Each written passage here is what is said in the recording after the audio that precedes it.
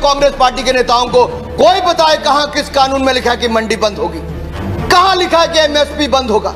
है कोई कांग्रेस के नेता में दम या विपक्षी दल के नेता में दम जो बताए कि किसी कृषि कानून में कहीं पर भी लिखा है कि मंडी बंद होगी, एमएसपी बंद होगी। आपने कहा मंडियां, अनुराग जी ने कहा मंडियां खत्म नहीं हुई, सही बात है।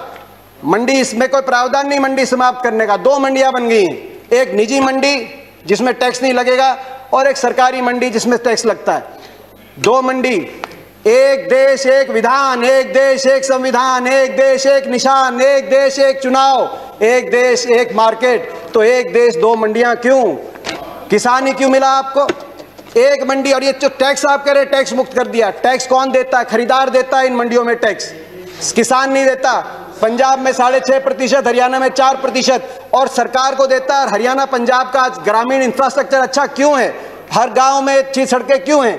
क्योंकि ये जो टैक्स जाता है ग्रामीण इंफ्रास्ट्रक्चर और इन मंडियों के और किसानों के विकास के लिए इस टैक्स का इस्तेमाल होता है। इसीलिए आज पंजाब हरियाणा सबसे आगे।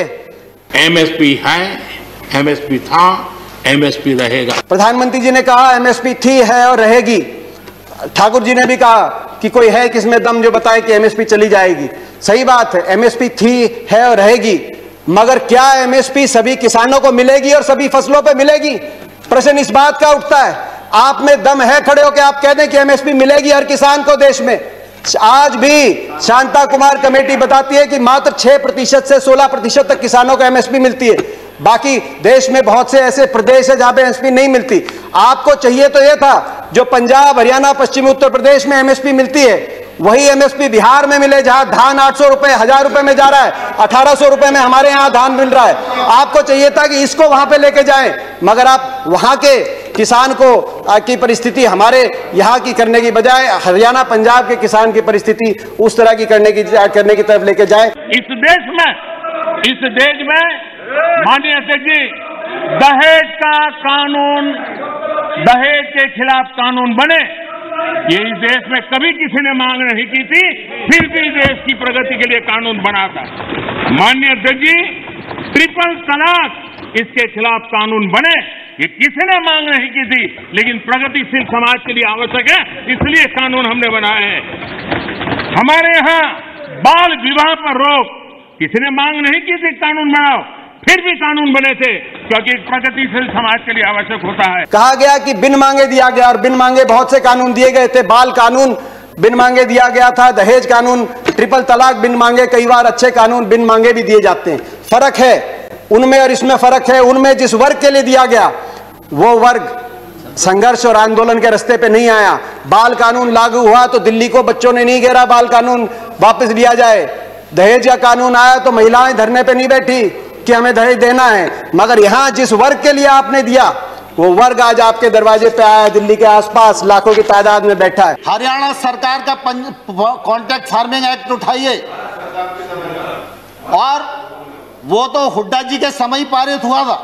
हरियाणा के अंदर 2007 में हमने कॉन्ट्रैक्ट अमेंडमेंट लाए एपीएमसी के अंदर, निजी अलाउ किया निजी कंपनियों को, मगर साथ में कानून लिख दिया कि अगर कॉन्ट्रैक्ट एमएसपी से नीचे किया जाएगा तो गैर कानूनी होगा और कानूनी कार्रवाई होगी जो लोग इस तरह कॉन्ट्रैक्ट करते हैं। आप कह रहे हैं ज्यादा मिलेगी तो आप कर दीजिए, ये कानूनी प्रावधान देने का आप काम करें।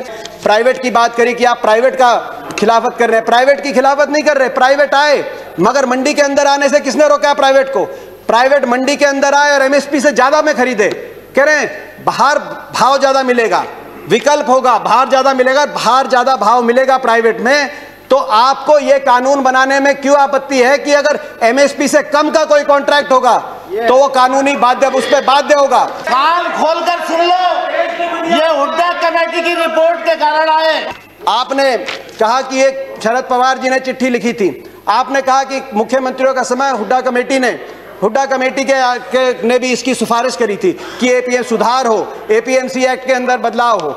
मैं बताना चाहता हूं कि हुड्डा कमेटी ने, जिस कमेटी में प्रकाश सिंह बादल जी, ममता बनर्जी जी और नीतीश कुमार जी भी सदस्य थे, उस कमेटी ने क्या सुझाव दिया था इस पे? उन्होंने कहा था कि एपीएमसी में सुधार हो, मगर एपीएमसी का विस्तार हो। सबसे पहले मंडी, जिस प्रकार से हरियाणा में हर 10 किलोमीटर में मंडी हमने स्थापित करी थी अपनी सरकार में, पूरे देश के अंदर हर 10 किलोमीटर में मंडी बने। दूसरा, प्राइवेट अगर आए तो मंडियों के अंदर आए, एमएसपी से ज्यादा पे खरीदें, एमएसपी से कम पे खरीदते हैं तो कानूनी कार्रवाई हो, वो ऐसी खरीदारी अलाउ ना हो। तीसरा, एमएसपी की कैलकुलेशन C2 के आधार पे हो, A2 कॉस्ट नहीं, C2 खर्चे के आधार पे एमएसपी कॉस्ट हो, जो आज किसानों की सबसे बड़ी मांग है। चौथा, एमएसपी जो चौथे उसमें कहा कि कर्जे का जो दर है वो no discussions please, no cross talk, no cross talk, no cross talk, किसी और की बात रिकॉर्ड पे नहीं जा रही है। दीपेंद्र जी कंटिन्यू। ये सिफारिश थी। मैं किसान आंदोलन को पवित्र मानता हूं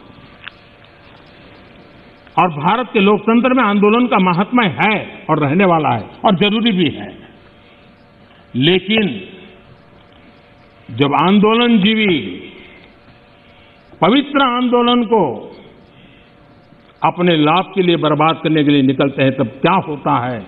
कोई मुझे बताए, 3 किसान कानून की बात हो और दंगाबाज लोग जो जेल में हैं, जो संप्रदायवादी लोग जो जेल में हैं, जो आतंकवादी लोग जेल में हैं, जो नक्सलवादी जेल में हैं, उनकी फोटो लेकर के उनकी मुक्ति की मांग करना, ये किसानों के आंदोलन को अपवित्र करने का प्रयास है कि नहीं? प्रधानमंत्री जी ने एक और बात की कि इस आंदोलन में कुछ पवित्र लोग हैं और कुछ अपवित्र लोग हैं। प्रधानमंत्री जी की बात हम मान लेते हैं, कम से कम आप पवित्र लोगों की बात मान लीजिए। आंदोलन में जो पवित्र लोग हैं, अगर आंदोलनकारी पवित्र हैं, पवित्र भावना से अपने हक के लिए बैठे हैं, आप उनकी बात मांग लीजिए और इसकी शुरुआत आप दो कदम उठा के उसकी शुरुआत करिए। आप तुरंत, मैं मांग करता हूं, बातचीत के दरवाजे, क्योंकि आप भागे थे 11वें राउंड में बातचीत से, 12वीं बातचीत के दरवाजे खोलें।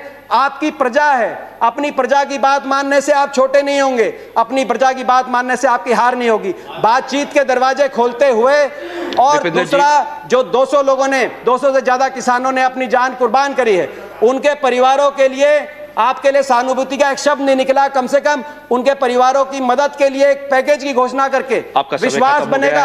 हम विश्वास बनाने वाले लोग हैं, विश्वास बनेगा। मैं हाथ जोड़ के आपसे प्रार्थना करता हूं, आपकी प्रजा, आपके लोग हैं, इनकी बात मानिए। आपका बहुत बहुत धन्यवाद। जय हिंद, जय जवान, जय किसान।